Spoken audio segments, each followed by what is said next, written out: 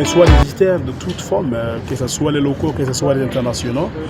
Mais on est ici pour les faciliter. Comme on l'avait vu, on a commencé par l'introduction et puis après on vous a montré un petit film composé par des témoignages de rescapés du génocide. Et c'est une façon d'accueillir immédiatement les visiteurs, mais aussi de les connecter avec le mémorial. Vous avez vu comment on a fait le tour du musée. Voilà un musée qui a une exposition qui parle de l'histoire du génocide au Rwanda.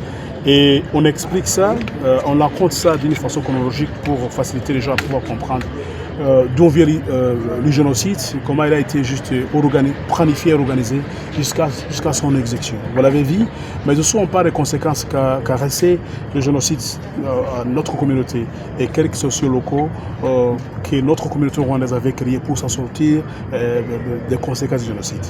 Le mémorial, comme on l'avait vu, présente toujours des effets et des facteurs du génocide, justifiant l'histoire.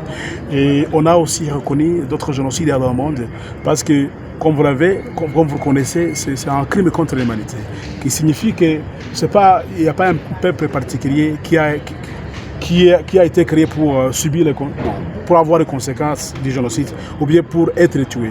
Donc ça peut arriver n'importe où. C'est la raison pour laquelle on raconte d'autres génocides dans le monde. On explique que ça peut arriver à n'importe où, que plus jamais ça soit une réalité au lieu d'être un slogan. Alors vous avez dit tout à l'heure que vous êtes un rescapé. Chaque fois que vous regardez cette histoire, qu'est-ce que ça évoque en vous? Oui, c'est notre histoire comme un pays, c'est notre vie aussi comme sur les survivants du génocide. On a accepté ça, mais on ne peut pas oublier l'histoire.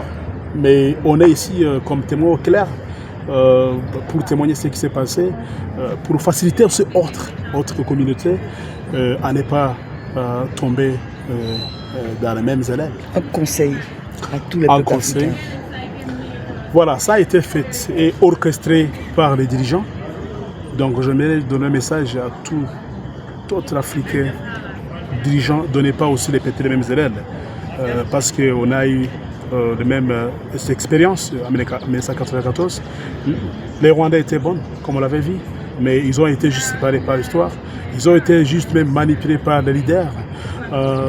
Donc le message que je peux donner à tous les Africains, donc j'attribue ça, le message aux leaders.